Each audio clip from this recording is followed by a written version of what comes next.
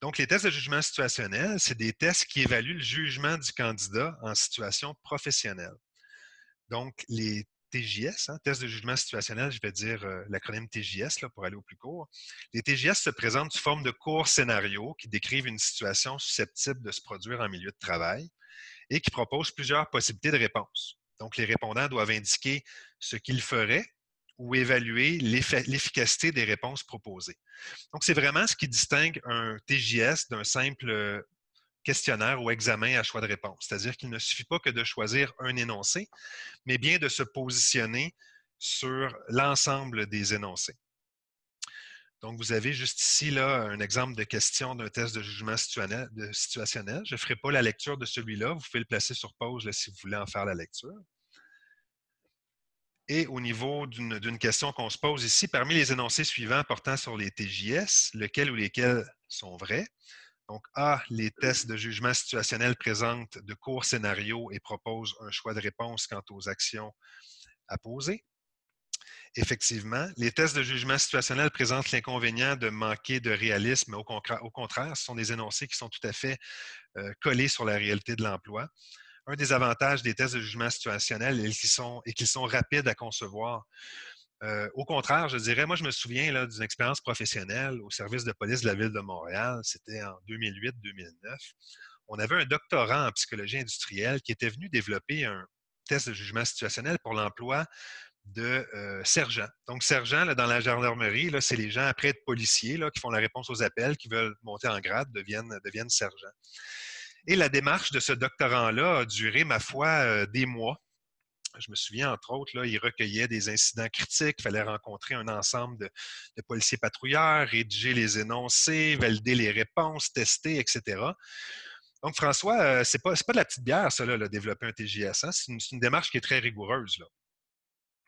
Oui, si on veut. En fait, on peut en faire un sur le coin de la table, mais ça va avoir l'air peut-être d'un test valable, mais ça ne sera pas un test valide. Faire un test de jugement situationnel, c'est une démarche qui est aussi complexe que de bâtir un autre type de test. Il faut d'abord s'assurer d'identifier les bons critères pour discriminer les gens compétents de ceux qui le sont moins pour nous donner l'information qu'on va avoir. Parce qu'un incompétent qui donne des incidents critiques va donner des mauvais incidents critiques. C'est que déjà au départ, il faut avoir dans l'organisation un bon système d'appréciation de la contribution dans la famille d'emplois souhaitée pour être sûr de sélectionner des candidats pour générer des incidents critiques qui sont compétents en la matière. Moi, j'ai une farce plate par rapport à ça. Tu sais, OK. Frédéric, Oui. tu sais pourquoi que les gens incompétents se surévaluent tout le temps leur niveau de compétence et que les gens compétents ont tendance à le sous-évaluer de façon systématique? Pourquoi? C'est à cause que les premiers ne comprennent pas le concept. Ils ne savent pas ce qu'ils ne savent pas faire ou ce qu'ils ne font pas correctement, de sorte qu'ils surévaluent leurs compétences. Et les gens compétents qui comprennent très bien le concept voient les petites failles dans leur niveau de maîtrise qui ont tendance à se sous-évaluer. Donc, pour revenir au-delà de ma farce plate, ça prend des gens compétents, ça prend des incidents critiques qui vont toucher les éléments clés du poste en termes de facteurs de réussite. Par la suite, il faut s'assurer que les mises en situation sont représentatives de la réalité du travail et que ce n'est pas des situations exceptionnelles, que c'est des choses qui vont se produire suffisamment régulièrement pour que ça ait un impact sur l'efficacité générale. Il faut s'assurer que les réponses sont les meilleures. Il faut s'assurer dans les choix de réponses que chacun des choix sont en apparence possibles, mais dans les faits, qu'un seul d'entre eux soit vraiment bon. Par la suite, il y a toute la procédure par laquelle il faut aussi normaliser parce qu'il y a un résultat à un test. Alors, faire un test de jugement situationnel valide, c'est effectivement un travail important. Colossal, oui. Alors, voici un exemple. Je vais prendre le temps d'en faire la lecture là, pour que vous puissiez bien saisir. Donc, dans ce cas-ci, ici, c'est dans un contexte policier. Donc, je reste sur mon même exemple. Vous vous rendez à une résidence privée suite à un appel 911 raccroché. Vous sonnez à 3 reprises, mais il n'y a pas de réponse. Vous sonnez à la porte d'une maison voisine et on vous informe que cette résidence est habitée par une personne âgée vivant seule.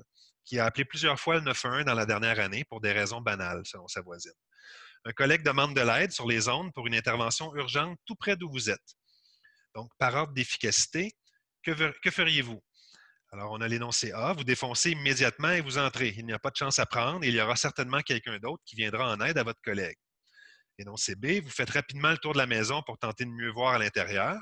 Si vous ne voyez rien d'inquiétant, vous allez en priorité aider votre collègue. Énoncé C, vous tentez de savoir si un autre policier pourrait rapidement aider le collègue dans le besoin ou prendre le relais sur votre 911 raccroché.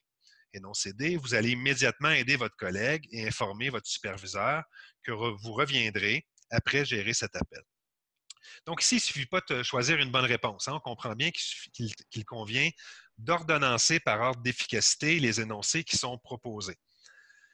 Donc, au niveau de la correction, puis il y a probablement plusieurs grilles possibles, mais j'en donne un exemple ici. Donc, dans le cas de l'énoncé qu'on vient de lire, si par exemple le candidat va ordonnancer correctement les 4 choix, bien, il va avoir 4 points. S'il met dans le bon ordre la meilleure et la pire réponse, il aura 3 points. Seulement la meilleure réponse au premier rang, 2 points. Seulement la pire réponse au dernier rang, 1 point. Ou dans tous les autres cas, ben, il n'y aura pas de points, il y aura pas de points qui auront été attribués. Donc, au niveau des tests de jugement situationnel, si on fait un petit résumé, bon, je vous dirais qu'il y a une bonne validité prédictive, une bonne validité apparente, une bonne validité de contenu aussi. Donc, en termes de validité, on couvre l'ensemble des dimensions qu'on a vues dans le cadre de ce cours-là. Au niveau de l'administration, il y a une certaine facilité, une fois qu'évidemment que le test est, bien sûr, est développé, que ce soit papier-crayon ou que ce soit informatisé.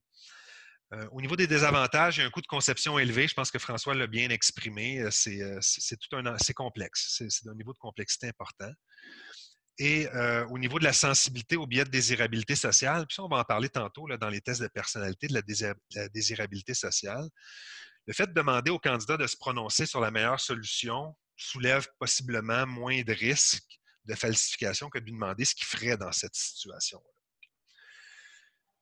Peut-être aussi dans les désavantages, je dirais que ce type de test-là va favoriser les candidats qui ont déjà de l'expérience dans ce type d'emploi-là, compte tenu que c'est très, très axé sur la réalité de l'emploi.